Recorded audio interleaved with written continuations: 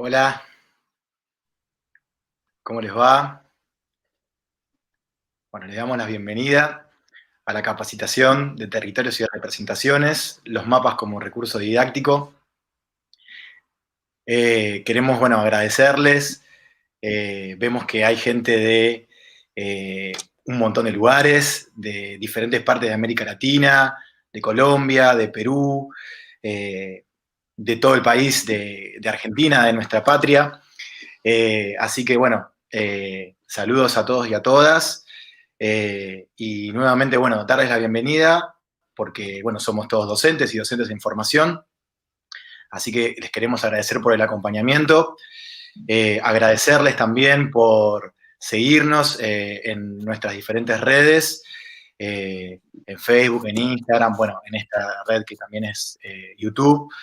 Eh, y bueno, seguiremos difundiendo las ciencias sociales que en estos momentos son fundamentales para interpretar la realidad y también formándonos como docentes. Así que bueno, vamos a comenzar la capacitación de esta manera. Hola, ¿cómo andan? Buenas tardes a todo el mundo. Y bueno, comentarles un poco de qué se va a tratar esta capacitación. Vamos a conversar un poco sobre la cartografía, sobre el uso de los mapas en la escuela, sobre la importancia de los recursos didácticos en tanto materiales de trabajo en el aula. Y la charla va a discurrir en tres sentidos: una parte tal vez más teórica, que tiene que ver con la cuestión técnica de la cartografía, luego lo que tiene que ver un poco con la historia, pero que sea teórica no quiere decir que no utilicemos mapas y que vayamos viendo la manera de utilizar esos mapas. Y luego una tercera parte donde vamos a trabajar cuestiones que tienen que ver con ya la implementación didáctica de la cartografía en la escuela. Vamos a hacer como dos partes: primero lo que sería para el nivel primario y luego para el nivel secundario, con una serie de recomendaciones y sugerencias que nosotros estuvimos buscando y bueno, queremos compartir con ustedes. Bueno, ¿qué tal? Buenas tardes. Muchas gracias a todos y a todas por estar y por estar acompañándonos. Algunos comentarios generales antes de arrancar.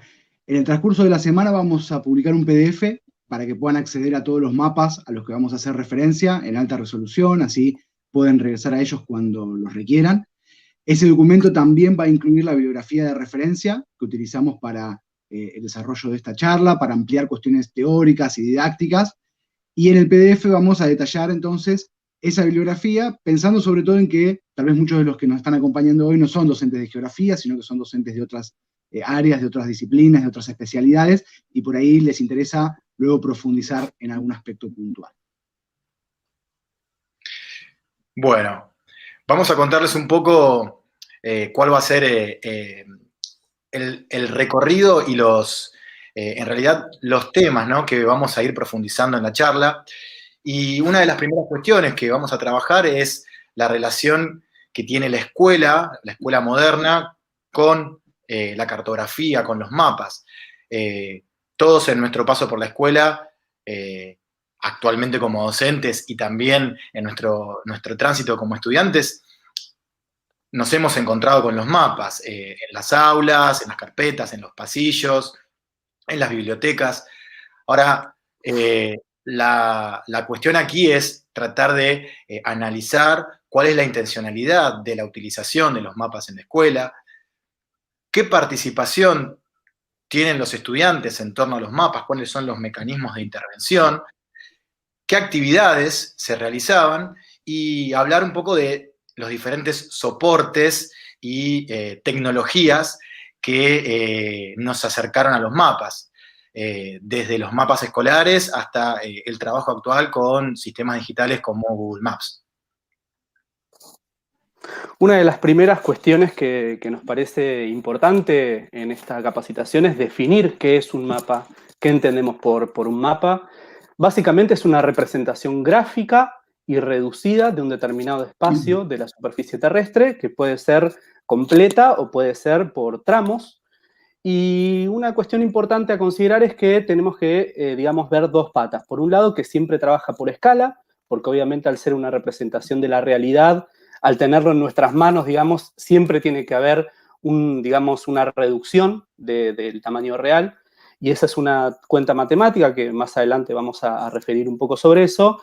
Y luego, otra cuestión importante a considerar es que trabaja por proyección, que se denomina proyección cartográfica, que no es más que la plasmación de una superficie esférica, como es el geoide, como es la Tierra, en superficies planas. En otras palabras, sería transformar 3D, que serían las 3 dimensiones del planeta Tierra, en una superficie plana que nosotros tenemos plasmada, digamos, en una hoja, en un mural o en una cartulina o lo que fuera. Bien, podemos entonces ya realizar una primera definición, que sería la de la cartografía, como la disciplina que se encarga de relevar, reunir, representar el territorio, construir mapas, ¿no? A partir del oficio del cartógrafo. El trabajo del cartógrafo siempre estuvo, de alguna manera, asignado por el desarrollo y el avance de la tecnología, tanto para lo que es recolectar datos como para sistematizarlos en el mapa, lo que llamaríamos la dimensión técnica, pero también está relacionado con las relaciones y las narrativas del poder, la ideología, la dominación imperial en los últimos siglos, que sería la dimensión política, ¿sí? Entonces, los invitamos ahora a hacer un recorrido, primero por los aspectos formales y técnicos, y luego por las complejidades políticas de la cartografía. Bueno, y en este sentido que plantea Esteban, analizar el mapa también como un emergente de la propaganda, porque si bien el mapa es una instancia cartográfica, a la vez también se transformó en una propaganda de los Estados-nación, ya que está íntimamente ligada a la traza de una identidad colectiva, y que sostiene estos discursos y prácticas que tienden a reivindicar lo que sería la unidad política y económica de las naciones. La cartografía fue una de las primeras formas de dominio de los Estados-nación, de consolidación de la identidad, situada en un contexto de consolidación del capitalismo moderno y en ese sentido con la idea de la construcción de una subjetividad. Todos cuando observamos el contorno de nuestro país, reconocemos automáticamente en nuestra patria, cuando lo vemos en algún icono o en algún gráfico. Por tanto, bueno, es importante también tener en cuenta esa dimensión. Bien, a continuación, entonces, la charla va a discurrir, como decía recién, en dos sentidos, ¿sí? Por un lado, vamos a hacer hincapié en los aspectos técnicos de la cartografía, que son indispensables también para pensarlas en el aula, y por otro lado, en lo que sería el entramado histórico, político, cultural que atraviesa la cartografía como disciplina, y luego vamos a intentar confluir ambas cuestiones en la práctica docente de lo que sería la dimensión didáctica, ¿sí? En el último tramo del encuentro. Vamos entonces, ahora sí, a comenzar con la dimensión técnica, que muchas veces no está considerada o no forma parte de lo que sería la formación de los docentes, por lo menos en historia no está presente, en geografía en provincia de Buenos Aires no tiene una gran presencia tampoco, y muchísimo menos en los profesorados vinculados a nivel inicial o a nivel primario. Así que hacer un repaso técnico de algunas cuestiones de la cartografía va a ser el primer paso. Y ahí le cedo la palabra a Diego, que va a arrancar con eso. Sí, una de las cuestiones que estuvimos dialogando con los chicos cuando preparamos esta charla justamente tenía que ver con esto, con que en historia, en primaria, en inicial, digamos, hay una falencia histórica, pero en geografía tampoco es que hay un trabajo fuerte, por lo menos lo que es provincia de Buenos Aires, como decía Esteban. Y de repente cuando llegamos al aula, digamos, con los practicantes o nosotros mismos, si pensamos en nuestro pasado, nos encontramos con mapas que de repente tenemos que trabajar con los chicos y que a veces hay, digamos, elementos que no identificamos o que los chicos no identifican y que por ahí nos cuesta un poco llevar adelante esa práctica. Entonces, lo que les trajimos básicamente es un mapa escolar de América en una primera instancia para empezar a hablar de los elementos del mapa, esto del punto, la línea, cuáles son, digamos, las cuestiones a considerar importantes. Obviamente los colegas de geografía esto está mucho más internalizado, pero bueno, como es, digamos, una capacitación para todos los niveles, nos pareció importante considerar. Así que en una primera parte, nosotros señalamos lo que es la rosa de los vientos, ¿sí? que aparece, digamos, ahí en el Océano Pacífico, como aquellos puntos cardinales que nos van a señalar digamos, siempre el norte, en algunos casos solamente aparece el norte según la escala, ¿bien? Y también es algo que, digamos, luego problematizaremos cuando trabajamos, digamos, el norte, el arriba y el abajo. Es algo que siempre es importante considerar los puntos cardinales y tal vez como profes a veces nos olvidemos de pensarlo. Otro elemento súper importante hoy cuando les hablaba de la primera pata de los mapas, que es la escala, ¿sí? En este caso aparecen las dos escalas, la numérica y la gráfica. Ambas trabajan a partir de fórmulas matemáticas. La escala numérica tiene que ver con, digamos, la reducción en términos de números de cuánto equivale, digamos, esa reducción con respecto a la realidad. Uno, por ejemplo, ahí dice en 75.702.000, que significa que 1 centímetro en el mapa son 75.702.000 centímetros. Siempre tenemos que tener en cuenta que la unidad de medida es la misma en ese caso con respecto a la realidad. Y la gráfica es mucho más sencilla para trabajar en secundaria o en primaria porque tiene que ver con el trabajo que uno hace con segmentos, ¿sí? Por ejemplo, a partir de una regla o a partir de, digamos, un determinado, digamos, elemento que uno va tomando y trasladando en el mapa a partir de las dimensiones que aparecen ahí, por ejemplo, que son, no llegó a ver, pero creo que dice 1.000 kilómetros y 10.000 kilómetros. Todo lo que sea de ese segmento equivale a 1.000 o 2.000 kilómetros según traslademos. Luego, otros elementos que también súper importantes a la hora de pensar un mapa escolar tiene que ver con la ubicación de los meridianos y los paralelos. Los meridianos, que son los semicírculos que discurren de norte a sur y que siempre, tanto debajo del mapa como arriba, aparece la numeración de los grados. Obviamente, en algunos casos no va a aparecer el meridiano de origen como es el de Greenwich, pero, digamos, según la escala que consideremos.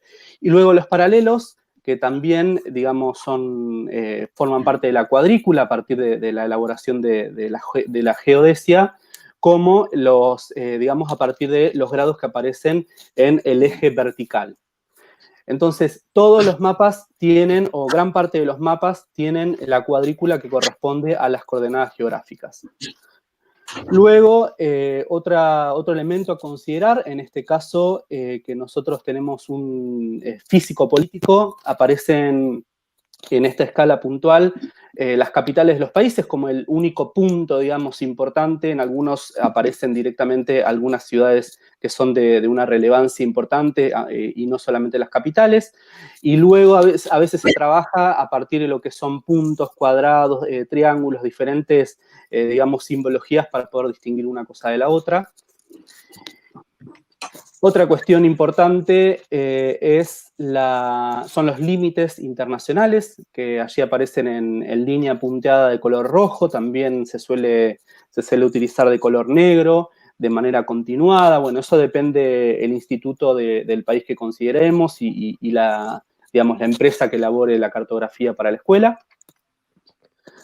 Después aparecen abajo a la derecha, que ahí Hernán nos colocó, precisiones sobre límites. En el caso de Argentina siempre se establecen los límites con respecto a lo que es Uruguay en el Río de la Plata, pero bueno, la cartografía de cada país siempre se encarga de precisar, digamos, ciertos fe de ratas que no se exhiben a simple vista en lo que tiene que ver con la visual directa.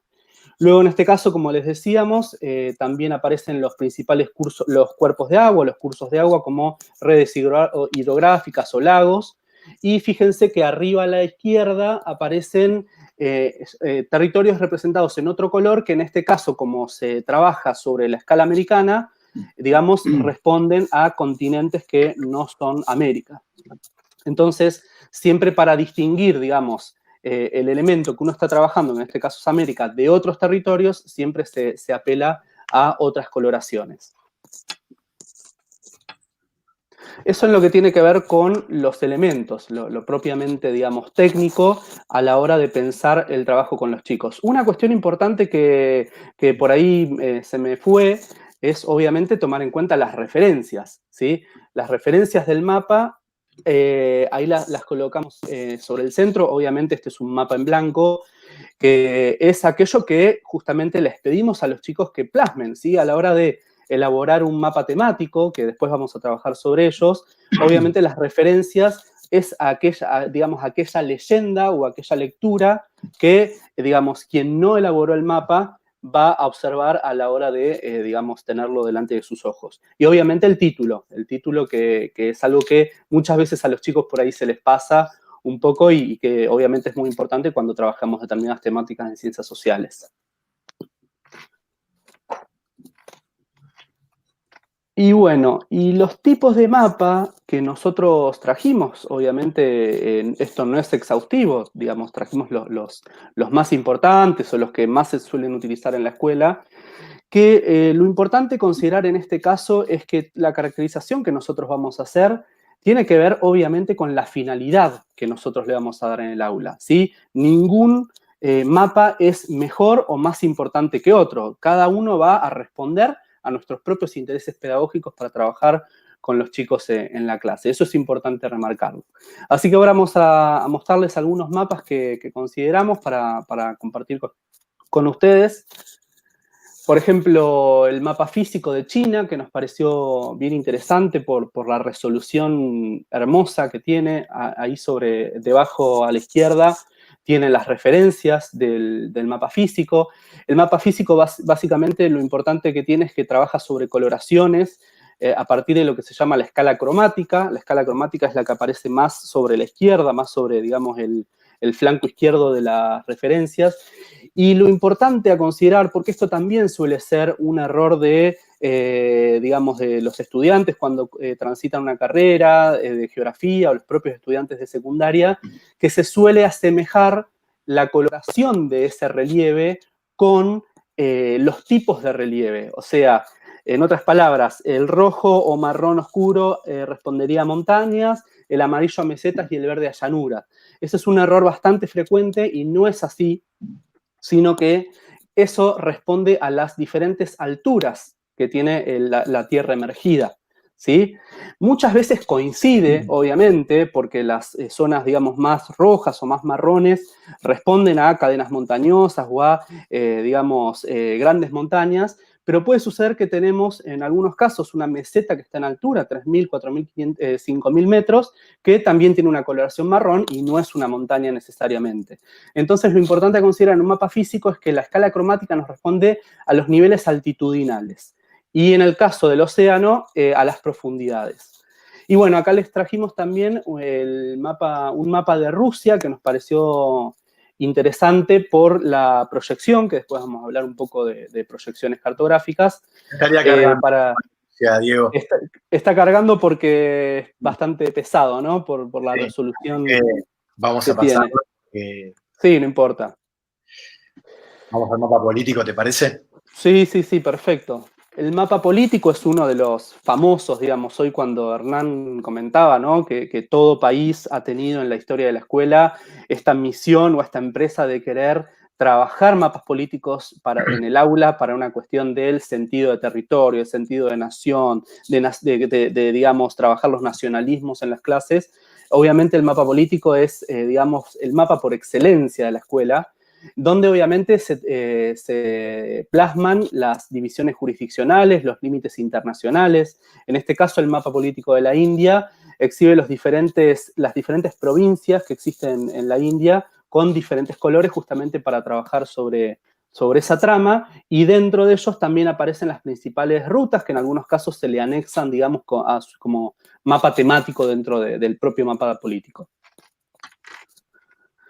Un mapa muy difundido hoy por hoy en la escuela, acaso el más, e incluso a mí me parece un poco incómodo para trabajar con los chicos, es el llamado mapa físico-político, que no es más que la superposición entre lo primero y lo segundo que estuvimos trabajando, ¿sí?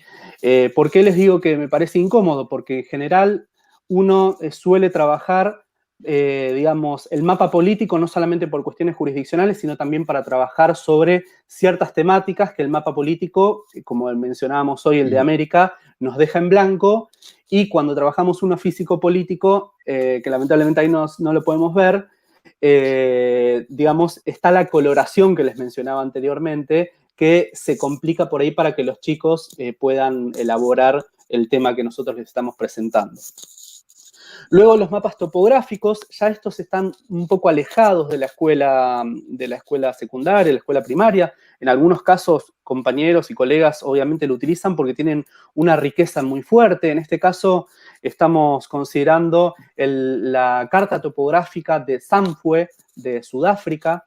Mapa topográfico o carta topográficas son tal vez en Argentina difíciles de conseguir, pero el IGN, si ustedes visitan Buenos Aires o incluso pueden pedir por correo cartas topográficas de Argentina, son bien interesantes, y lo que muestra es una mayor precisión con respecto a lo que es el mapa físico, porque trabaja muy bien la cuestión de las alturas en términos topográficos por curva de nivel. ¿Qué son las curvas de nivel? Todos esos trazos que ustedes ven errantes, de diferentes, digamos, como serpenteantes, y también ven diferentes elementos que tal vez un mapa físico no describe de una manera tan precisa, ¿sí? Entonces, el mapa topográfico, tal vez en sentido más profesional, nos permite aproximarnos más a una realidad, digamos, espacial que estemos considerando. Bueno, después les trajimos otro clásico de la escuela, que es el mapa mudo. Acá les trajimos un mapa mundi, pero también ustedes seguramente recordarán el famoso mapa pizarra, donde, digamos, nosotros les trabajamos a partir de representaciones previas de los chicos, donde tal vez ubiquen las provincias sin verlas mencionadas en el propio mapa, donde hay más espacio, obviamente, para trabajar en los términos que nosotros les propongamos. Bueno, el mapa mudo, digamos, es interesante para trabajar un poco estas cuestiones y es bienvenido. Y por último, no sé si nos va a cargar porque también tenía una buena resolución, es el plano urbano. En este caso les habíamos traído el de Manhattan, Nueva York. No está cargando, Diego. Bueno, no importa. Pido disculpas, pero a veces la conectividad conspira. En pos No pasa nada. de imagen, fallaron algunos mapas que tenían muy buena resolución. Bueno, no importa. Que comentarles que el plano, el mapa urbano o el plano justamente trabaja en escalas mucho mayores, de una manera que uno pueda aproximarse como un zoom a esa realidad espacial para poder considerar lo que es el trazado de las calles, los edificios públicos, para ver, digamos, cómo es el entramado urbano y demás. Y por último, una cuestión que vamos a desarrollar más importante, porque desde las ciencias sociales es acaso el tipo de mapa que consideramos más relevante, más significativo para poder trabajar, que es el mapa temático. Como su propia palabra lo dice, es donde nosotros plasmamos o donde nosotros observamos ciertas temáticas que están trabajadas en una escala determinada. Por ejemplo, sobre la izquierda aparece un mapa temático que es arqueológico sobre diferentes espacios. En Argentina este es un mapa del IGN, diferentes espacios arqueológicos de importancia en nuestro país, y sobre la derecha un mapa clásico que trabajamos en geografía, como es las zonas climáticas del mundo, ¿sí? Donde solamente el objetivo es plasmar las diferentes zonas que, digamos, aparecen según latitud o según altura, los diferentes climas en el mundo. Así que bueno, dentro de los tipos de mapas existen los históricos y demás, pero no dejan de estar dentro de la égida de los mapas temáticos. Bueno, bien. Tenemos acá un comentario de Noeli Sosa que nos consulta si vamos a dejar los mapas en algún enlace. Y bueno, vamos a repetir lo que planteamos al principio de la clase, que es que vamos en el transcurso de la semana a plantear un documento donde va a haber un resumen de la charla, de los mapas. Por tanto, eso va a estar para que lo puedan descargar, y aquellos mapas que por algunas cuestiones técnicas recién no pudimos proyectar también se van a encontrar ahí. Así que bueno, ese material después lo vamos a socializar para que todos lo tengan. Así que bueno, gracias por tu consulta, Noeli. Bueno, vamos a pasar ahora a otra instancia. Vamos a hablar de la dimensión histórico, político y cultural de los mapas. Y para avanzar sobre esa cuestión, es importante tener en cuenta tres cuestiones para ese abordaje. Primero, el mapa como concepto. Segundo, el mapa como un producto histórico y una construcción social. Y tercero, el mapa como una herramienta de dominación. Y esto es importante tenerlo en cuenta porque cada sociedad en diferentes momentos generaron diferentes representaciones del territorio para representar sus concepciones sobre ese territorio y sobre el espacio circundante. Desde marcas en la arena, en las piedras, en los huesos de animales, pinturas, grabados, hasta los mapas y los globos terráqueos que tenemos actualmente. Por eso es importante realizar este recorrido y tener en cuenta estos tres elementos que nombré previamente. Bien, bueno, después de todo lo que ya han estado adelantando ahí los chicos en su análisis, llegamos a un punto en el que obviamente podemos concluir que el mapa nunca refleja el territorio, ¿sí? El mapa no es el territorio, sino que es obviamente una representación, ¿sí? Y como tal, esa representación está atravesada por la forma de ver el mundo, por la subjetividad que tiene cada grupo humano, ¿no? Desde lo técnico, porque obviamente es imposible que una superficie plana exhiba cabalmente una superficie que no lo es, y desde lo político, porque los cartógrafos, como cualquier actor social, tienen una ideología y han respondido a diferentes intereses a lo largo de la historia, ¿no? Para profundizar en esto, queremos tomar tres textuales del geógrafo británico Brian Harley, que nos van a ayudar a profundizar en esta idea y que van a ser el punto de partida de las próximas reflexiones, ¿sí? Por un lado, Harley afirma que un mapa estructura la geografía, que escribe en conformidad a una serie de creencias en cuanto al modo en que debería ser el mundo y presenta esta construcción como verdadera. ¿Sí? Esto nos interesaba en particular mencionarlo porque nos pone frente al problema del poder, de la verdad y de la representación cartográfica, ¿no? En relación a esto mismo, Harley también afirma que nuestra tarea es buscar las fuerzas sociales que han estructurado la cartografía para luego ubicar la presencia del poder, así como sus efectos en todo el conocimiento de los mapas. Y finalmente, a modo de síntesis de la anterior, nos pareció significativo traer la siguiente cita de Harley, donde afirma que a lo largo de una gran parte de la historia, el cartógrafo fue un títere vestido con un lenguaje técnico, cuyos hilos eran manejados por otras personas. ¿Sí? Sobre estas ideas vamos a avanzar a continuación. Bueno, fíjense que Harley, que nosotros siempre decimos no confundirlo con Harvey, que en geografía lo utilizamos mucho, que es otro geógrafo, pero trabaja otras cuestiones, Harley era bastante contundente, ¿sí? Para escribir, ahí habla, como decía Esteban, en términos de títeres. Entonces, siempre en ese caso tenemos que tener en cuenta el contexto social y político en que se desarrolló esa cartografía o ese determinado mapa.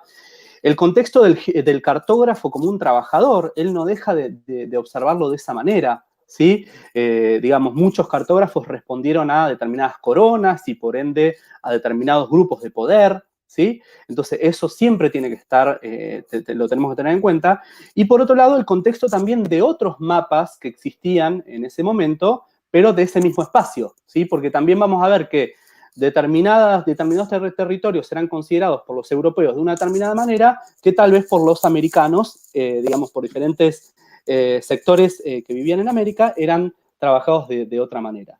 Entonces, acá para darle paso a Hernán, una de las cosas que los diseños curriculares abrevan mucho en esta cuestión, principalmente lo que tiene que ver con Provincia de Buenos Aires, que son los que más conocemos nosotros, hay una cuestión interesante de no dividir en la práctica docente, por un lado la cuestión técnica y por otro lado la cuestión histórica, social, política de los mapas, sino trabajar, digamos, esta cuestión de la ideología de los mapas como poder, en conjunto con los elementos del mapa como veníamos desarrollando hoy o con diferentes tipos de mapa, ¿sí? Y no fragmentar por un lado la cuestión técnica y por otro lado la cuestión histórica.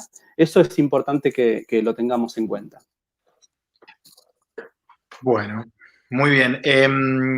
Quería comentarles, y aprovecho para comentarles a los compañeros, que he solucionado el inconveniente técnico y ahora se ven los mapas que no se podían ver antes. Así que si después quieren mostrarlos o quieren mostrarlos brevemente, Diego, los que quedaron pendientes, que eran el de Manhattan y el mapa mundi.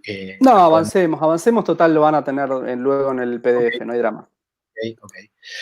Bien. Bueno, vamos a hablar entonces ahora de las diferentes representaciones cartográficas.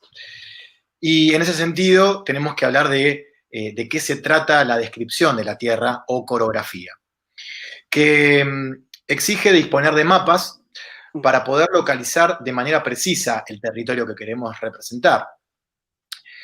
Como decíamos previamente, la confección de mapas siempre se asoció al trabajo del geógrafo y este trabajo requirió conocimientos matemáticos, astronómicos, aportes de diferentes disciplinas y reflexiones y debates sobre la forma de la Tierra.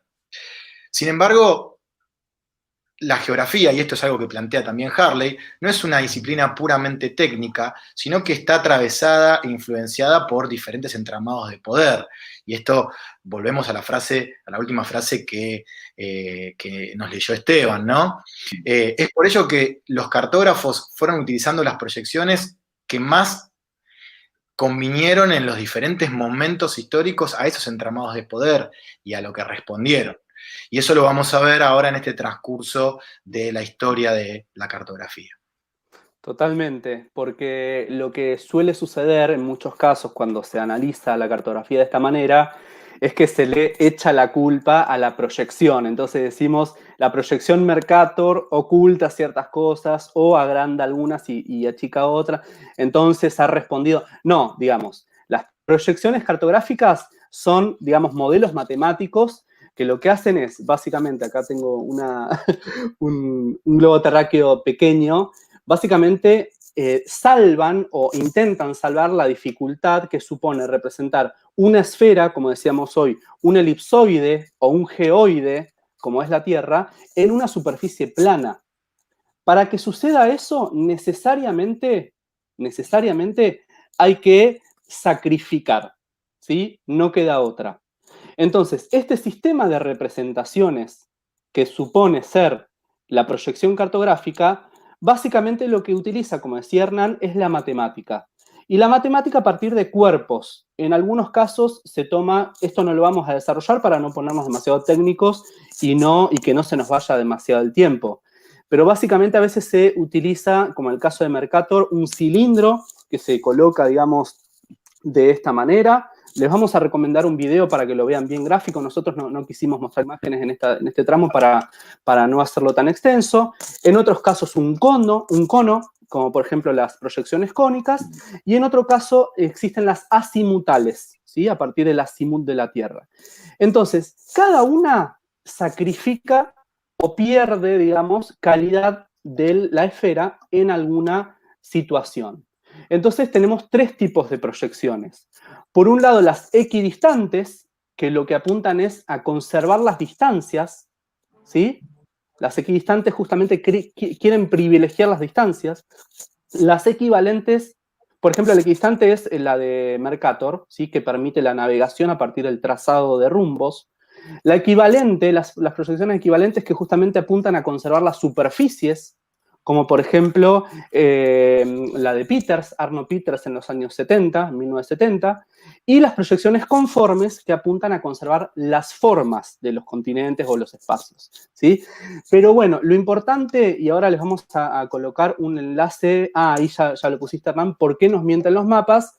De una página que nos pareció muy interesante y muy explicativa, porque utiliza, digamos, imágenes para explicarles estas tres proyecciones que nosotros consideramos, ¿sí? Pero lo importante de saber es esto, que la proyección, en las proyecciones cartográficas siempre se sacrifica calidad de algún aspecto de la Tierra, porque obviamente no se puede plasmar algo esférico en un plano de manera 100%, digamos. Bueno, muy bien. Gracias, Diego. Bueno, como planteábamos brevemente, previamente, vamos a hacer ahora un repaso sobre la historia de la cartografía. Cómo estas representaciones o estas formas de representar el espacio que tuvo la humanidad fueron transformándose a lo largo de la historia y fueron respondiendo a diferentes contextos sociohistóricos y culturales. Y en ese sentido,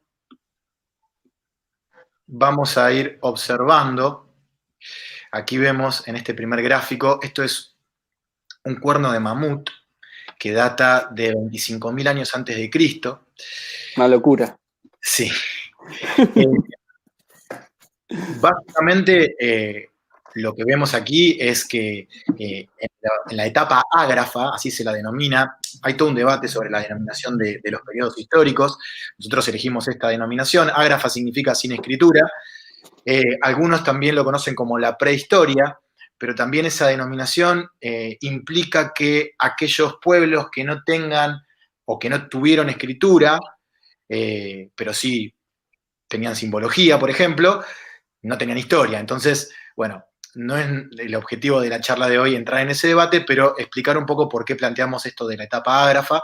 Y aquí vemos justamente cómo esta simbología en este cuerno de mamut representa en forma de grabado mapas, montañas, ríos, valles y rutas. Esto fue encontrado en la República Checa. Y este es posiblemente el mapa más antiguo que se ha encontrado hasta el momento. Después hay mapas también tramados en diferentes cavernas. En realidad también hay mapas estelares que muestran algunas constelaciones.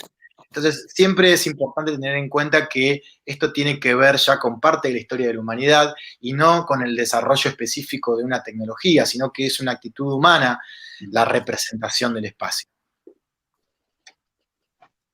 Bien, y continuando con este recorrido por los mapas de la historia, vamos ahora a avanzar en lo que sería el mundo antiguo, ¿sí? Acá tenemos unos mapas de la antigua Babilonia, ¿sí? Que se hicieron representando en general planos urbanos y de los territorios adyacentes. Ahí a la derecha de la pantalla vemos una tablilla de arcilla que representa la ciudad babilónica de Nippur, esto es de mediados del segundo milenio antes de Cristo.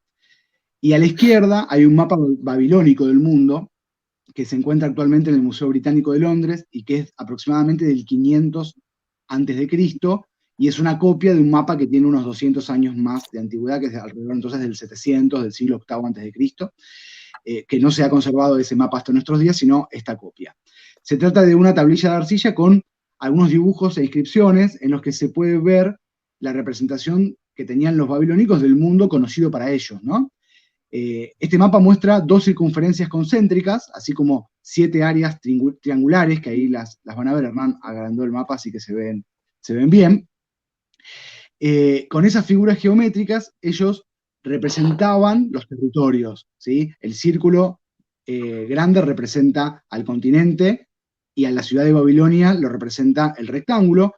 Luego, otras figuras geométricas buscaban también representar a los pueblos vecinos. Ahí ya podemos hacer algunas lecturas políticas, si nos atrevemos a eso. Por ejemplo, sabemos por otra gran cantidad de fuentes que los babilonios tenían contacto con otras grandes civilizaciones vecinas, como los persas y los egipcios, pero sin embargo no aparecen representados en el mapa, probablemente los obviaban por los enfrentamientos que mantenían, ¿no? Y representaban solamente a su región. Y a nivel topográfico también es interesante este mapa, a pesar de su enorme antigüedad, porque registra también montañas en el norte, marca al río Éufrates que atraviesa la ciudad de Babilonia y que desemboca en el mar hacia el sur, que serían esas 2 circunferencias concéntricas pequeñas, ¿sí? Bueno, continuamos ahora con algunos mapas más del mundo antiguo, vamos haciendo un recorrido cronológico. Los geógrafos de la antigüedad clásica también representaron su propia visión del ecumene, ¿no? Del mundo conocido para ellos. Anaximandro fue el primer griego antiguo en dibujar un mapa del mundo conocido, al menos del que tenemos noticias nosotros, y es por esta razón que muchos lo consideran como el primer cartógrafo, ¿no? Aunque el mapa no sobrevivió, no tenemos el mapa de Anaximandro, sí tenemos el de Hecateo de Mileto, que elaboró unos años más tarde, también en el siglo VI a.C., que sería una versión del mapa original de Anaximandro, y es el que vemos a la izquierda de la pantalla. Y a la derecha vemos el mapa de Eratóstenes de Cirene, quien en el siglo III a.C. calculó con mucho acierto, hay que reconocerlo, la superficie y la circunferencia, terrestre. El mapa original de Eratóstenes tampoco se conserva, pero hay varias reconstrucciones que se hicieron a partir de fuentes indirectas, que dan cuenta de las características que Eratóstenes le dio a su mapa del mundo, y es el que por primera vez incluye meridianos y divide la superficie terrestre en zonas a las que le pone nombres, y ese es el mapa que vemos abajo a la derecha. Bueno, continuamos. ¿Algún mapa más de la antigüedad? Perdón, Esteban, ahí les compartí a nuestros compañeros por el chat un enlace del documental Cosmos de Carl Sagan, donde recrean el experimento de Eratóstenes, donde calcula la circunferencia de la Tierra, así que ahí también pueden acceder al enlace. Excelente. Aprovecho para recordar que todos los enlaces y todos los mapas van a estar disponibles en el PDF que vamos a estar publicando en el transcurso de la semana, porque vi que habían estado preguntando luego también. Bueno, continuamos entonces. Mapas de la antigüedad, en este caso, el mapa del astrónomo y matemático y geógrafo Ptolomeo, muy conocido, que alcanzó difusión y tuvo mucha influencia en la Edad Media. Está basado en las descripciones de su obra Geografía, que es del siglo II después de Cristo. Ahí aparecen Asia y África, ¿no?, unidas por una costa meridional, de manera que el Océano Índico se conforma como si fuera un gran mar interior que ocupa más de la mitad de la superficie representada.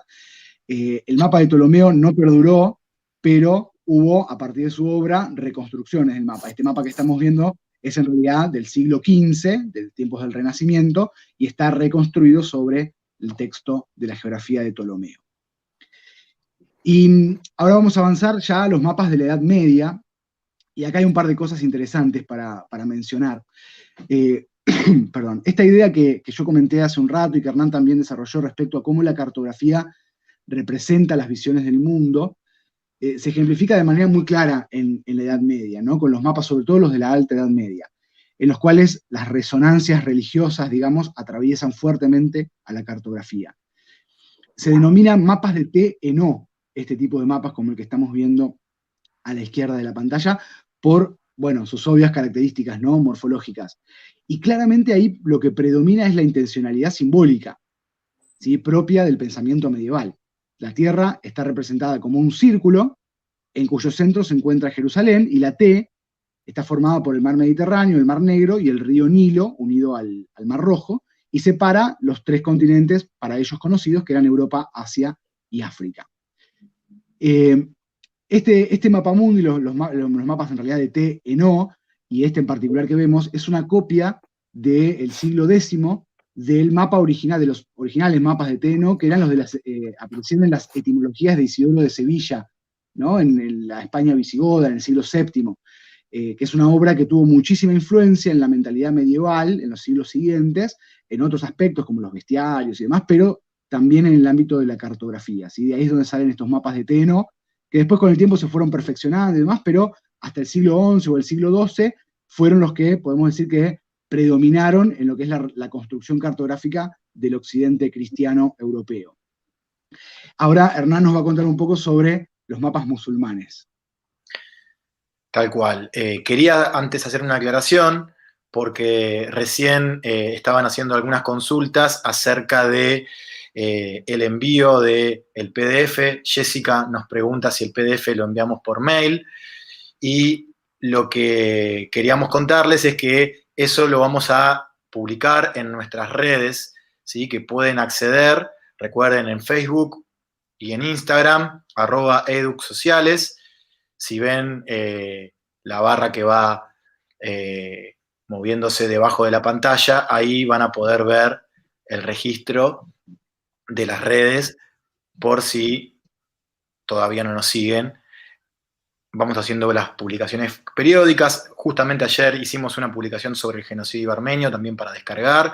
Así que bueno, ahí tienen acceso a todos nuestros recursos y materiales. Así que bueno, seguimos adelante entonces, Esteban. Bueno, como decíamos previamente, fíjense la estructura circular del mapa que tenemos a la derecha de la pantalla, que es un mapa árabe. En el medioevo, los eruditos musulmanes continuaron avanzando sobre las tradiciones cartográficas de las culturas anteriores, la mayoría utilizando los métodos de Ptolomeo, pero también aprovechando los datos y la información que los exploradores y comerciantes fueron recopilando y aprendiendo en sus viajes por el mundo musulmán, desde España hasta la India, África y mucho más allá en las relaciones comerciales con China y también con Rusia. Y una influencia muy importante en el desarrollo de la cartografía fue el patrocinio del califa abasí Al-Mamun, que reinó en el siglo VII, y estos esfuerzos fueron los que le permitieron a los musulmanes poder también calcular la circunferencia de la Tierra. Y este mapa de Al-Masudi del siglo VII, bueno, representa los avances de la cartografía musulmana en el medioevo, y lo podemos comparar con el mapa de TNO porque son bastante contemporáneos entre sí. A continuación, ya vamos a avanzar un poco más, vamos a ir al siglo X, ¿sí? Y aquí vemos un mapa muy famoso que es la tabula rogeriana, o rogeriana, que lo que nos muestra es parte del continente asiático, el norte de África y el continente europeo y la zona del mar Mediterráneo. Este mapa fue confeccionado por el geógrafo árabe Al-Idrisi, que produjo un atlas medieval que se denominaba Tabula Rogeriana y que incorporaba, bueno, África, luego posteriormente el Océano Índico, el Extremo Oriente, y todo reuniendo diferente información, como decíamos antes, también de los diferentes exploradores que van a ir trazando por la línea costera los diferentes contornos, y este va a ser el mapa más preciso del mundo en tiempos premodernos. Lo interesante de este mapa es la orientación que tiene, dado que el norte se encuentra en la parte inferior y el sur se encuentra en la parte superior, lo cual nos da una representación de la cosmovisión del mundo musulmán y del mundo árabe de ese momento. Y esto es importante para retomar luego las representaciones cartográficas actuales y pensar también y retomar esta idea del mapa como también un símbolo de los discursos de poder y los discursos políticos y los climas de época.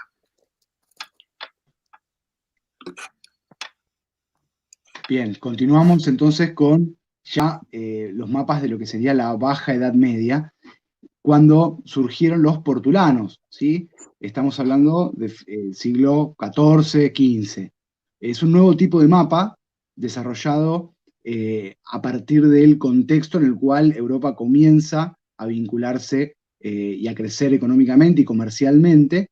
Entonces, eso también incide en las características de las representaciones cartográficas, ¿sí? Así es como surgen las cartas portulanas, que se caracterizan por su gran detalle en los accidentes costeros y en las líneas de navegación, ya que, entonces, como decíamos, se instalan en el contexto del resurgimiento del tráfico comercial propio de los últimos siglos de la Edad Media, con la atención puesta sobre todo en el centro, ahí es el Mediterráneo, ¿sí? Que era el mar navegable más accesible para los europeos en ese momento, y en menor medida también el litoral atlántico de Europa, el Mar del Norte, el Mar Báltico. El Atlántico profundo era todavía tierra desconocida, ¿no? Tenebrosa para los europeos. Bueno, entre las principales escuelas que producían estas cartas portulanas, decidimos destacar la de Cresques Abraham, ¿no? Un judío mallorquín de fines del XIV, que trabajó al servicio de Pedro IV de Aragón, y es el autor del mapa que estamos viendo en este momento. Bueno, y ahora nos vamos a mudar de territorio y vamos a ver algunos ejemplos también de cartografía americana. Y aquí hemos traído dos ejemplos de mapas que han realizado la civilización azteca. Lo que estamos viendo son mapas del siglo XVI, ¿sí? que representan zonas rurales, ¿sí? El mapa de la izquierda nos representa una zona rural que nos muestra colinas, ríos, carreteras, bosques y pirámides, y los nombres de los lugares están en jeroglíficos, y este mapa fue dibujado en 1583 y tiene que ver con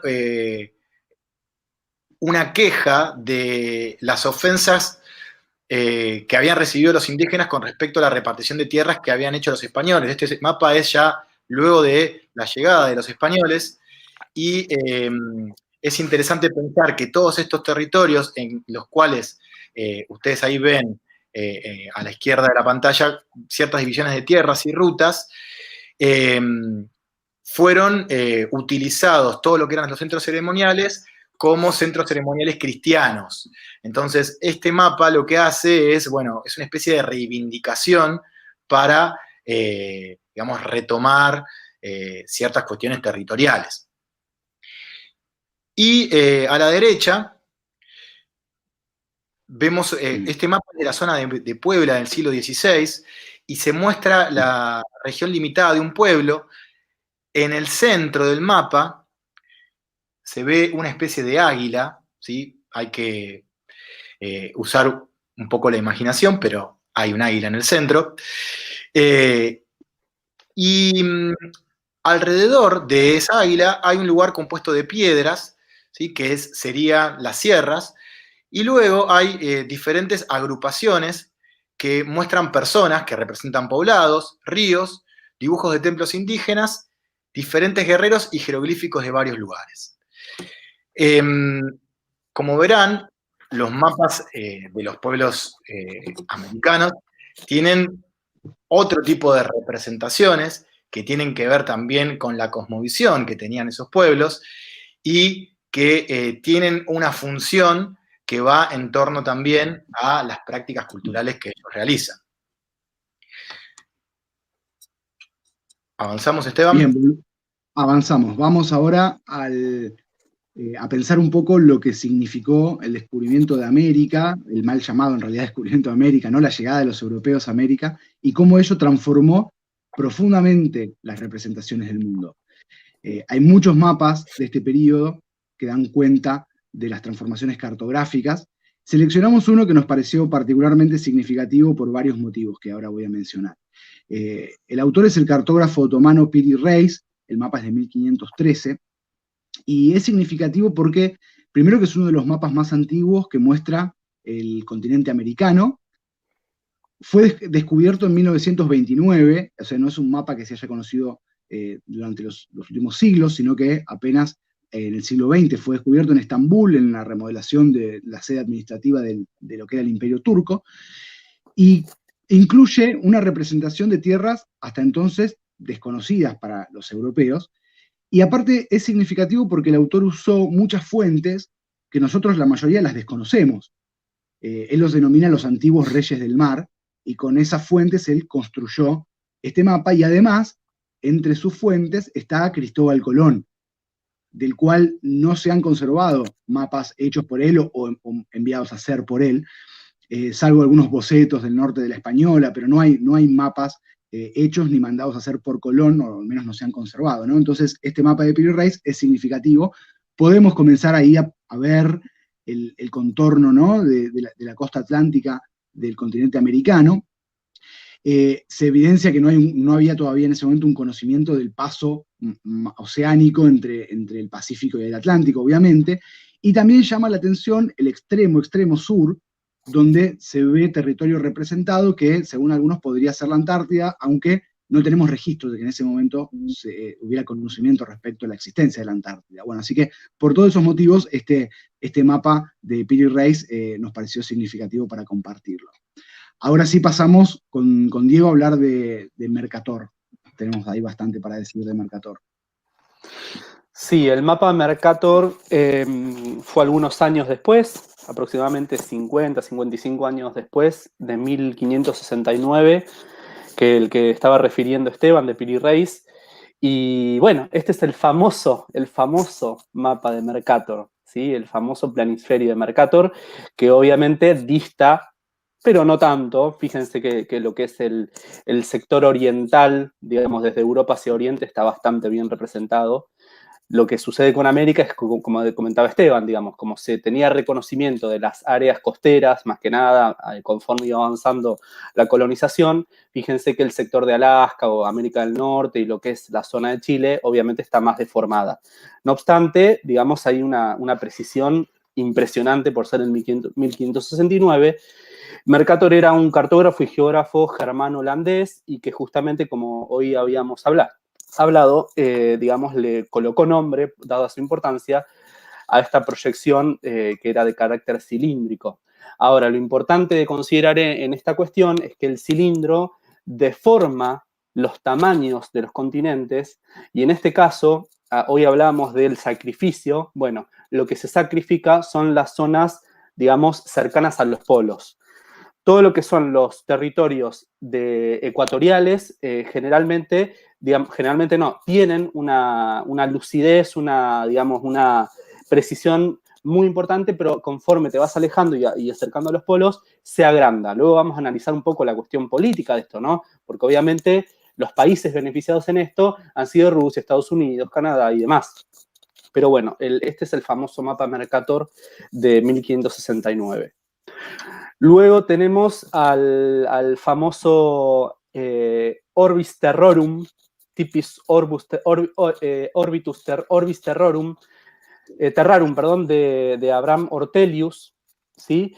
La importancia que tiene es que justamente fue el primer atlas. Se considera, vieron cuando uno va a la librería o está en la escuela y siempre pide un atlas, que es una compilación de diferentes mapas del mundo. Bueno, este fue el primer atlas de la historia, se considera, y casualmente no hay ningún mapa que haya sido hecho por Abraham Ortelius, sino que él fue el compilador, de alguna manera, de diferentes mapas que estaban como desperdigados en lo que era la cartografía, como decían hoy los chicos, principalmente española y portuguesa. ¿Sí? En esa compilación, lo que se hizo básicamente fue tratar de abordar a todo el planeta Tierra y haciendo hincapié, obviamente, en los espacios más conocidos, principalmente Europa. Pero bueno, este es un mapa muy famoso, seguramente muchas casas tienen estos cuadros, bueno, es un mapa, digamos, muy, muy referente de la historia de la cartografía. Luego tenemos el de Samuel Dunn de 1794, ya fíjense que estamos avanzando, digamos, en años y la precisión es cada vez más importante, al punto que, digamos, a mí me llama profundamente la atención la gran calidad que tienen y además piensen que, digamos, no existía la aviación ni nada. Y digamos, la particularidad que tiene este mapa, digamos, de Samuel Dunn, alemán, es que, esto lo hablamos con los chicos, ¿no? Que está como observado a una distancia de 12.000 kilómetros. Es como si uno estuviera observando la Tierra, obviamente en términos de plano, ¿no? Pero observando la Tierra como desde un transbordador espacial. Esa es la gran particularidad que tiene este mapa, al cual se le fueron agregando diferentes informaciones de carácter, digamos, matemático, astronómico y demás. Fíjense que sobre, digamos, los márgenes aparecen esas informaciones. Bueno, gracias, Diego. Bueno, seguimos avanzando y ya vamos a entrar hacia fines del siglo XIX. Aquí vemos un mapa que nos muestra resaltado en rosa las zonas del Imperio Británico. Y como habíamos dicho previamente, la cartografía siempre tuvo o estuvo al servicio del poder, y en este sentido, en el siglo XIX, estuvo al servicio de la expansión de los grandes imperios. Como sabemos bien, la segunda mitad del siglo XIX, o hacia fines del siglo XIX y principios del siglo XX, se produce una oleada imperialista muy fuerte de parte de las potencias europeas, principalmente en el continente africano y también en Asia. Y la cartografía ahí va a jugar un papel fundamental porque también se asocia el tamaño del territorio, la extensión y las anexiones coloniales a el poderío y a la grandeza, digamos, de ese Estado-nación. Y esto es lo que vemos reflejado en este mapa del mundo de 1897 del Imperio Británico. siguiendo en esa misma línea, es importante empezar a entender por qué los mapas también empiezan a ser más precisos. Y esto tiene que ver con las mejoras en la impresión, la fotografía, que abarataron y facilitaron la producción de mapas, el desarrollo de la aviación ya a principios del siglo XX, y también las cuestiones políticas, como decíamos previamente, los diferentes conflictos, la consolidación de muchos estados nacionales, la situación geopolítica, influyeron muy fuertemente. Y entonces aquí lo que vemos en este nuevo gráfico es el mapa que confeccionó la República Argentina en el centenario de la Revolución de Mayo, que ustedes saben que es una de las fechas fundacionales de nuestro país. Este mapa es de 1910 y la idea es, bueno, inscribir a la Argentina en el concierto mundial como Estado moderno. Como parte de esos festejos se imprime el mapa general de la República Argentina, es un mapa a todo color y dispuesto por el Comité del Centenario como un material de divulgación. Ahora, obviamente que el interés no era específicamente propagandístico, pero sí tenía la finalidad de promocionar a la Argentina como un país incorporado a los estados modernos y también como un posible destino para la inmigración europea. Y lo que vemos en la imagen que está a la derecha es el dorso, donde se encuentra, bueno, la portada y en el resto de las páginas se exponen estadísticas y aspectos de la economía local y una descripción de las características de la población y la situación política del momento. O sea, hay una cuestión propagandística y si ustedes notan, está escrito en inglés. Y esto también es muy importante para tener en cuenta. Bien, ya adentrados en el siglo XX, aquí vemos otro mapa que es de 1944, que nos muestra Europa, el continente europeo, pero visto desde los territorios de la Unión de Repúblicas Socialistas Soviéticas. Ustedes saben muy bien que hacia mediados del siglo XX, o sea, en el fin de la Segunda Guerra Mundial, esto es a los prolegómenos de la Guerra Fría, bueno, se dio una organización geopolítica del mundo bipolar y básicamente lo que muestra este mapa también es una aproximación con una mirada diferente de Europa a la que estamos acostumbrados, ¿no? Cuando uno ve este tipo de proyecciones y aproximaciones, a veces le cuesta ubicarse porque estamos muy acostumbrados a digamos, la iconografía de la proyección Mercator, básicamente, ¿no? Y eso es importante también. Y vemos aquí también otro ejemplo muy interesante de 1975. Este es un mapa mundial producido por el Servicio de Hidrografía Naval de la República Argentina. Este mapa es de 1975 y es una proyección equidistante con centro en Buenos Aires. O sea, el punto cero del mapa es la ciudad de Buenos Aires. También aquí lo que vemos es, bueno, también otra forma de representar ese geoide en plano, ¿no? Y también con una intencionalidad claramente de centralizar a la Argentina y, como vemos, también otra vez reforzando esta idea de la representación política de los mapas, ¿no? En ese contexto. Bueno, para seguir avanzando en el tiempo, aquí encontramos un mapa planisferio, este sí con una proyección Mercator, pero la diferencia o la gran diferencia que tiene es que el centro del mapa, que en general en la mayoría de los mapas está en el meridiano cero, que es el meridiano de Greenwich, aquí no está ahí, sino que pasa por territorios japoneses. Bien, todo lo que es el área oceánica, ustedes saben que Japón es un archipiélago, bueno, centraliza este mapa Japón. Entonces, también aquí encontramos proyecciones alternativas. Otro caso también muy curioso es este tipo de proyección, que es un mapa sinocéntrico, es un mapa chino, en donde también nuevamente en la parte más visible del mapa, ¿sí? Y más grande aparece representado China. Si bien no aparece más arriba, aparece del centro hacia arriba y más grande, lo cual da una sensación de mayor poderío.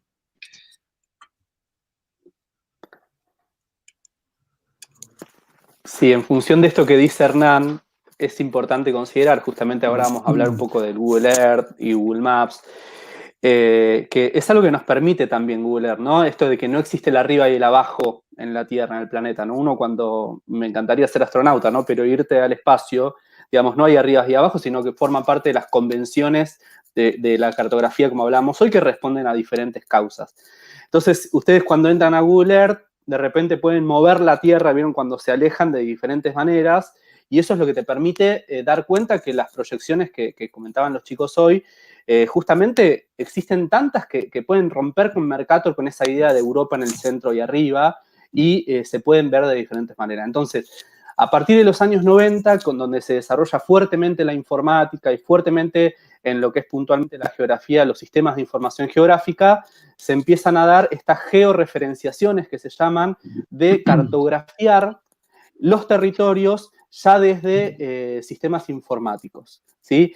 Digamos, esto se viene trabajando desde hace mucho tiempo en software, digamos, 30, 40, 50 años, en esto que decía Hernán de la fotografía aérea y luego de las imágenes satelitales, lo que se llama teledetección, pero nosotros consideramos importante traerles Google Earth porque es lo que de alguna manera tenemos acceso nosotros a la cuestión civil, digamos. El mapeo digital hace muchísimo que existe, pero que nosotros tenemos acceso básicamente es fines de los 90 y diríamos hasta los años 2000.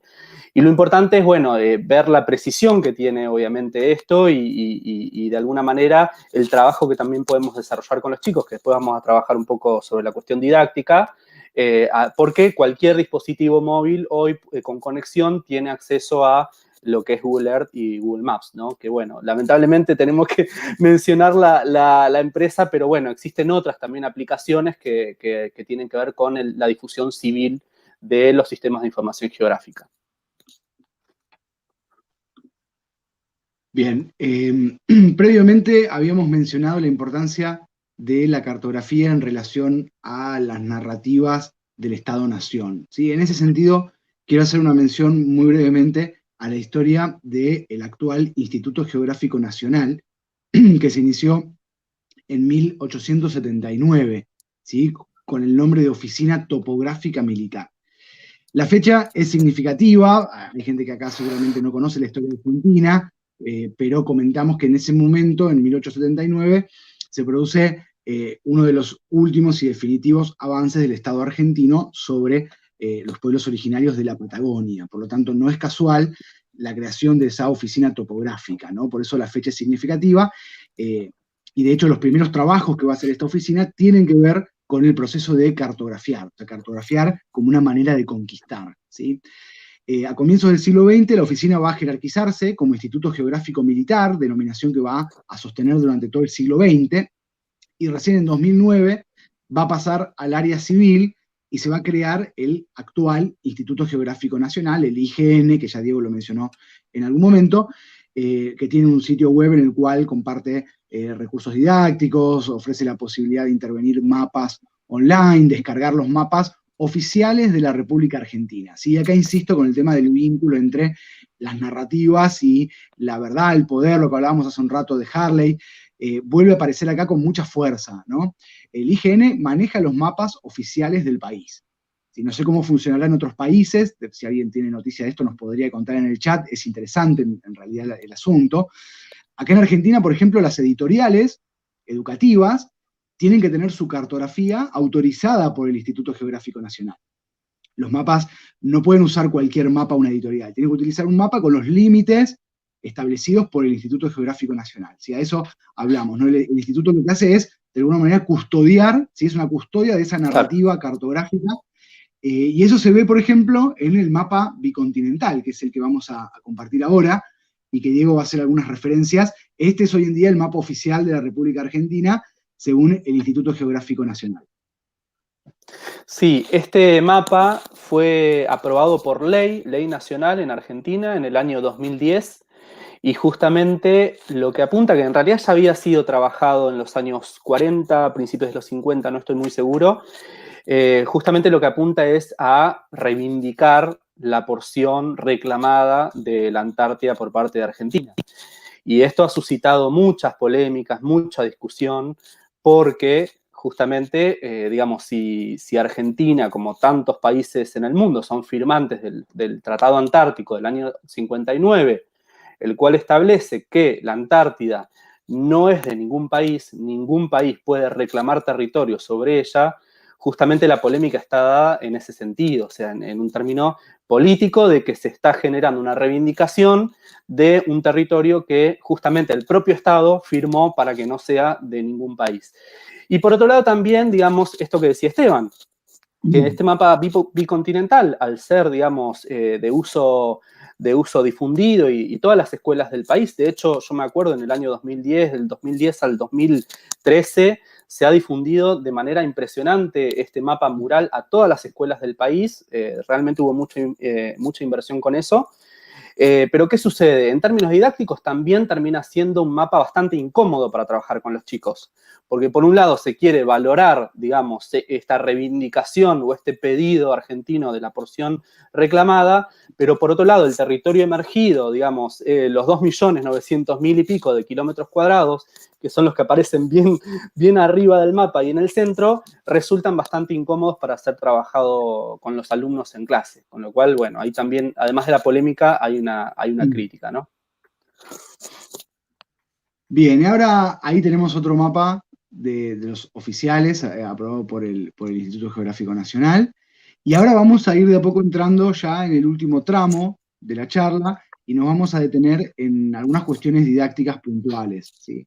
Yo voy a hacer alusión ahora a algunas cuestiones vinculadas a la escuela primaria y luego Diego va a ir avanzando ya con la parte de secundaria. A ver, desde los primeros años de la escuela primaria el uso de mapas es relevante, ¿sí? Es recomendado y relevante en términos didácticos porque aporta a diversas cuestiones, ¿sí?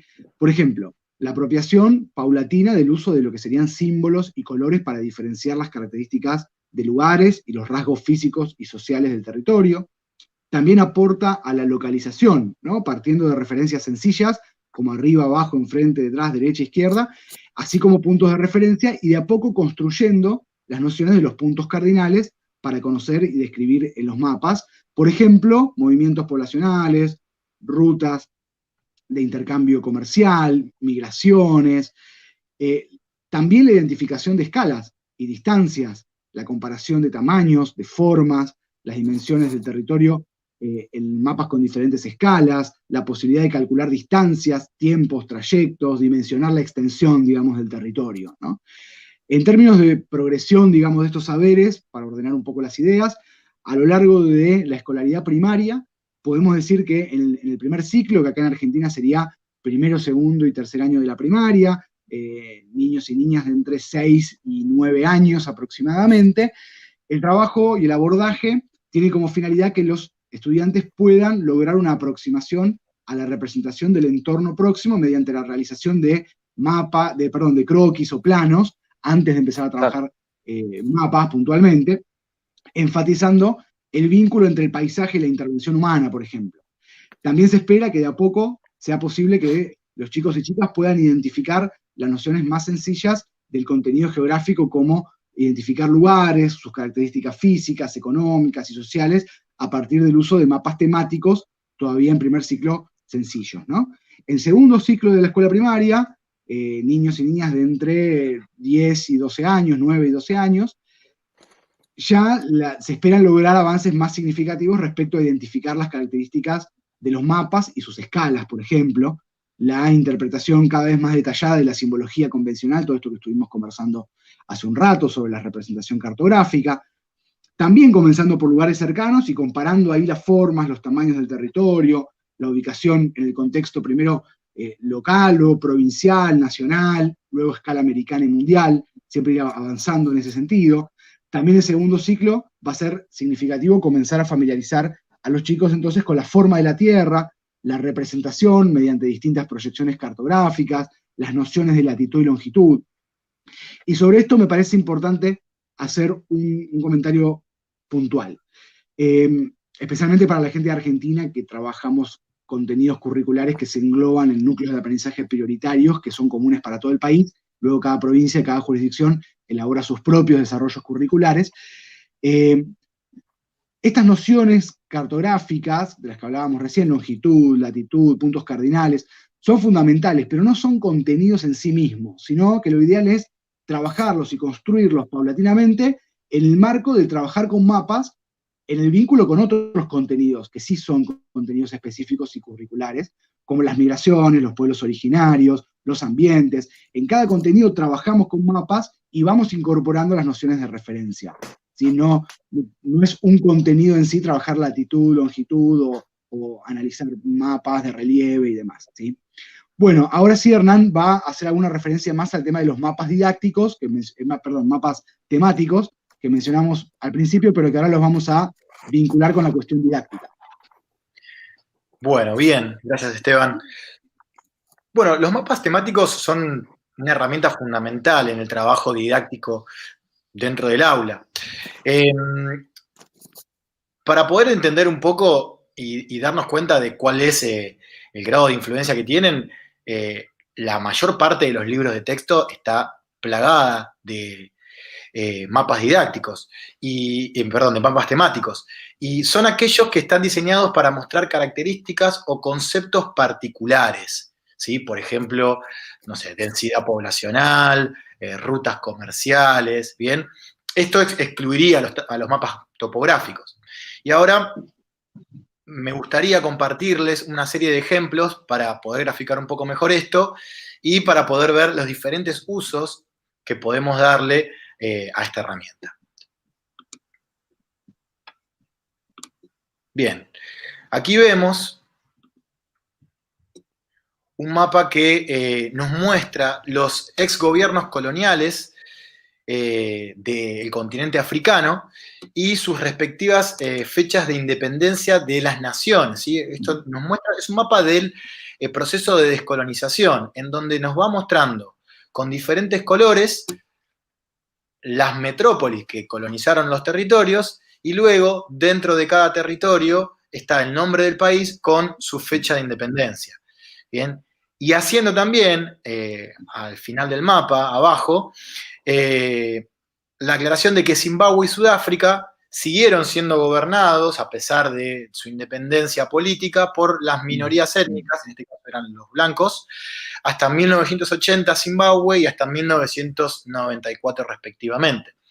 Lo que logra hacer este mapa es sintetizar una serie de datos, de información y ponerla de una forma gráfica que es fácilmente digamos, acoplable a material bibliográfico y nos sirven para también poder realizar diferentes tipos de exposiciones o diferentes estrategias didácticas que nosotros podamos trabajar, ¿sí? También la misma confección de un mapa temático, por supuesto. Bueno, a continuación encontramos un mapa que nos muestra la densidad de población mundial del año 2015, que nos ofrece información sobre la distribución y la densidad de la población por países, y nos permite obtener conclusiones acerca de las regiones más densamente pobladas y cuál es su ubicación geográfica. Aquí vemos dos mapas de Argentina. A la izquierda vemos un mapa que nos muestra la distribución de votos en las elecciones del 2019 y nos permite hacer un análisis por región de la cantidad de votantes, qué partidos políticos, y cómo influyeron también, porque si uno ve la mayor cantidad del país pintada de color, tal vez a veces, cuando uno lo compara con los porcentajes, eso no es totalmente lineal. Así que es interesante también para poder pensar de esa manera. Y a la derecha lo que vemos es el mapa económico de la Argentina, que nos ofrece información acerca de la producción económica de nuestro país, permitiendo ubicar las actividades ganaderas, agrícolas, mineras, industriales, turísticas, entre otras. Entonces también, esto también nos permite poder trazar ciertos patrones, ¿no? Y finalmente, para hablar de un tema de actualidad, lo que tenemos aquí es un plan urbano de la ciudad de Zaragoza, intervenido como mapa temático, Zaragoza, España, que nos muestra la tasa de frecuentación de COVID-19 por zonas de la ciudad. Y al costado también lo que podemos ver es diferentes índices que tienen que ver con las franjas etarias y la densidad poblacional de cada área. Así que, como verán, los mapas temáticos son una herramienta fundamental para nuestro trabajo áulico. Sí, esto que dice Hernán es muy importante tenerlo en cuenta como profes de sociales, de geografía, de historia, de economía política, lo que fuera, porque lo temático es justamente aquello que nos permite plasmar en el espacio aquella temática que nosotros queremos trabajar. Y nosotros consideramos importante ubicarlo entre primaria y secundaria porque en secundaria le damos mucha más importancia. Sí, Esteban, ¿querías decir algo? Perdón, sí, quería aportar dos cuestiones. Primero, que se armó un debate interesante en el chat respecto al tema del mapa bicontinental. Era posible que sucediera, de hecho, es buenísimo, así que nada, quería comentarlo. Yo no leo porque no me quiero desconcentrar. Ahí Tamara hablaba sobre la mirada ingenua respecto a la Antártida, hay que tener cuidado con eso. Después alguien hablaba sobre la importancia de la reivindicación de la soberanía en el espacio marítimo, en ese mapa. Bueno, interesante porque se toca ahí una fibra que, nada, tiene que ver con lo que hablábamos recién, el Estado-Nación y su narrativa. Si vemos un mapa chileno, no va a ser similar. ¿Cuál es verdadero y cuál no? ¿No? Así que, bueno, interesante eso, por un lado. Y luego, comentar que omití deliberadamente mencionar el tema de mapeo, actividad de mapeo colectivo, que es una herramienta didáctica súper interesante desde una perspectiva crítica para abordar el territorio, construir los mapas con los chicos y chicas en la escuela, porque le vamos a dedicar un apartado puntual en algún momento, calculamos que a principios del año que viene. Este año no, porque va a haber otras charlas y otras cuestiones que ya comentaremos, pero vamos a hacer un encuentro específico sobre mapeo y sus posibilidades didácticas, ¿sí? Así que esa omisión es deliberada. Ya abordaremos el tema de construcción de mapas como recurso con los chicos y las chicas en otro momento. Eso es lo que quería decir. Ahora Diego va a avanzar con el tema de secundaria, ¿no? Buenísimo, sí, que en realidad tiene que ver, digamos, secundaria básica, también vamos a hacer lo mismo que hizo Esteban, ¿no? Secundaria básica y secundaria superior. En otros países no sé cómo será la situación, pero acá son 3 años en provincia de Buenos Aires y 3 años para superior, 3 años de primero a tercero y de cuarto a quinto, de 12 a 18 años aproximadamente.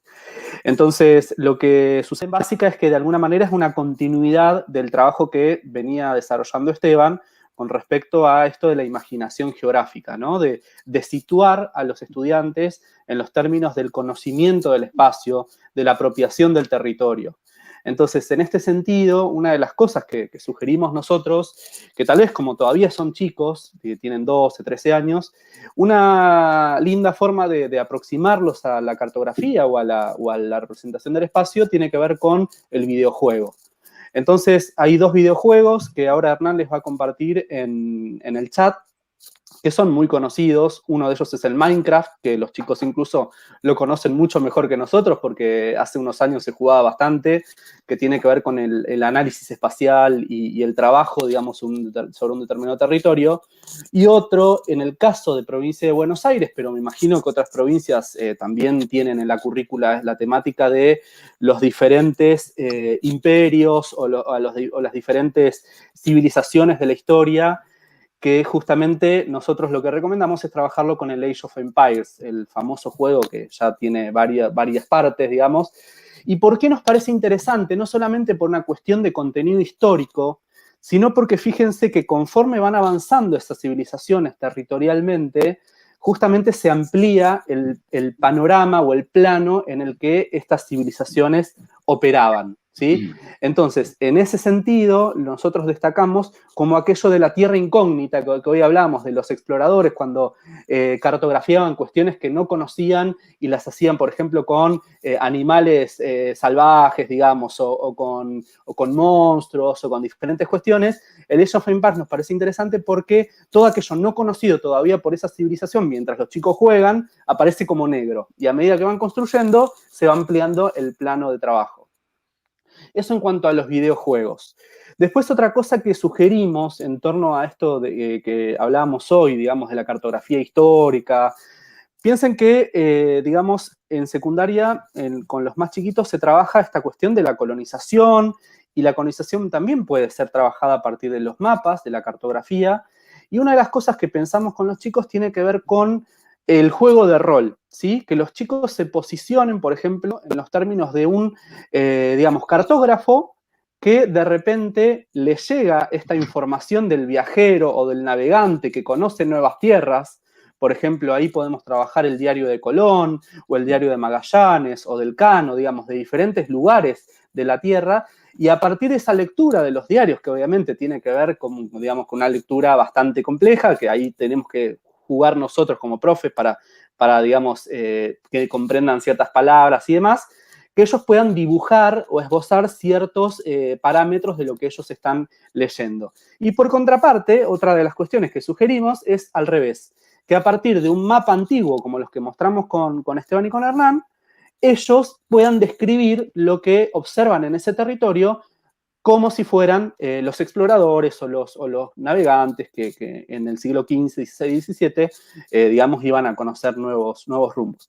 Y en este sentido queremos sugerirles dos páginas que están muy buenas, que son excelentes reservorios para lo que es la cartografía antigua. Por un lado, la página David Ramsey, que es un norteamericano que trabajó digamos, en un instituto de cartografía en Estados Unidos y que tiene un reservorio impresionante de mapas digitalizados y gratuitos. Algunos no, algunos son pagos, pero es impresionante la cantidad. No me acuerdo, chicos, cuánto, pero son 64.000 mapas y son impresionantes y están muy bien catalogados todos según el espacio y según el momento histórico. Y otra cuestión que mientras preparábamos también la capacitación descubrimos es una aplicación que hoy Hernán también vio que había una página que se llama Old Maps, mapas viejos, donde uno, digamos, desde la actualidad referencia un determinado espacio y, digamos, saltan los diferentes mapas que tiene esa aplicación o esa página de ese territorio en diferentes momentos de la historia. Entonces, trabajar con la idea de cambio-continuidad a partir de la cartografía es algo que en secundaria básica recomendamos muchísimo. Y luego lo que es en superior, y ahí es donde tomamos la importancia de lo que dijo Hernán anteriormente, se trabaja muchísimo, obviamente, con la cartografía temática. Porque si nosotros avanzamos en edad, 15, 16, 17 años, 18 años, y vamos complejizando justamente las temáticas que tienen que ver con geografía, con historia y demás, todas aquellas cosas que, por ejemplo, mostró Hernán, de un mapa electoral para analizar, por ejemplo, desde economía política, o un mapa histórico, o el trabajo con población, con migraciones, con flujos económicos, bueno, todo lo que ustedes quieran trabajar en sociales. Obviamente, el mapa temático es aquel que nos va a dar mayor, digamos, caudal de información para analizar con los chicos. Y en este sentido, una cosa que por ahí queremos recomendarles a ustedes es una página que está muy, muy linda, que se llama MapCharts, ahí .net. Hernán lo va a colocar en el chat, que justamente se trata de la construcción de mapas temáticos por parte de los chicos. O sea, ustedes trabajan cierta información, ustedes les proveen, o los propios chicos buscan información sobre una determinada temática, y ellos trabajan con esa página para hacer un mapa propio, que déjenme decirles que además es muy intuitiva, es muy sencillo, MapCharts.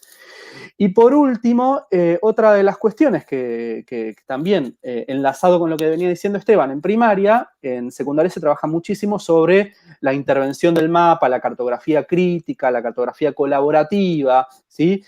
Bueno, y ahí sugerimos siempre a los colegas de iconoclasistas que, como decía Esteban, digamos, el año que viene vamos a tratar de hacer alguna otra charlita que tenga que ver con el mapeo o el mapeo social, que es otra historia, digamos, amerita otra charla, que bueno, para no hacerla más largo, digamos, no queremos desarrollar, pero obviamente en superior, cartografía social se trabaja muchísimo.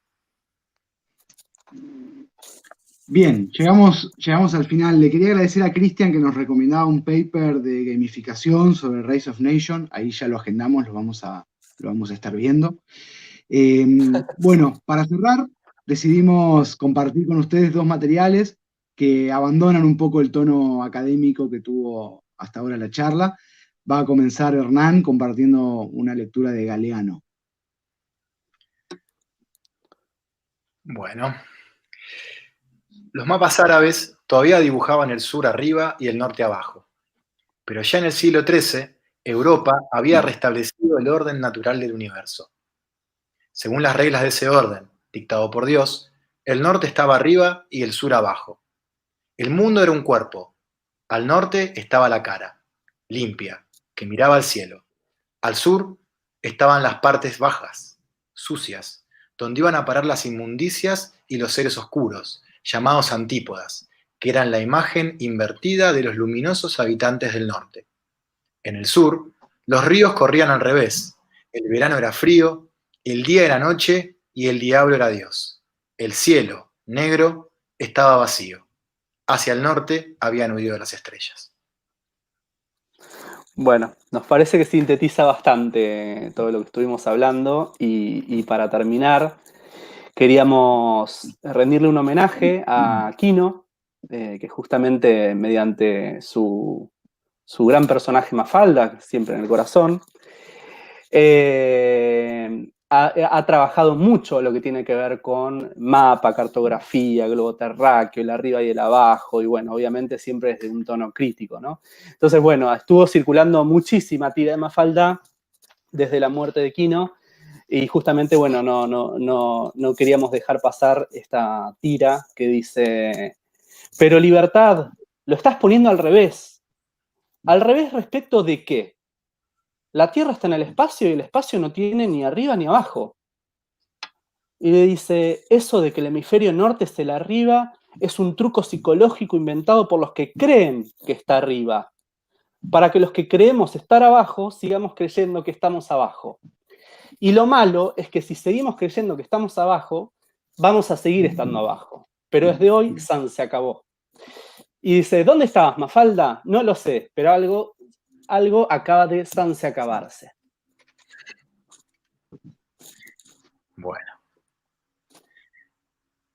Bueno, vamos Ahora sí. a cerrar agradeciéndoles a todos y a todas. La verdad que es un trabajo muy arduo, pero muy gratificante. Todo lo que estamos produciendo desde Ciencias Sociales en el Aula, nos embarcamos en una aventura muy linda, pero bueno, que también tiene su costado pesado en cuanto al trabajo, pero que cuando uno se encuentra con este tipo de situaciones y ve lo que recibe de los docentes, de los colegas, de los docentes en formación, sabe que tiene un rumbo que es el que tiene que seguir. Así que bueno, por mi parte, vuelvo a agradecerle a todos y a todas, a saludarlos, y bueno, y nos veremos próximamente. Muchísimas gracias. Nada más. Nos despedimos. Muchísimas gracias por estar ahí y ya nos vamos a estar reencontrando pronto con más novedades. Tenemos un par de novedades ahí en agenda. Tal cual. Un abrazo grande, gente. Adiós. Chao. Chao, chao. Gracias por acompañar.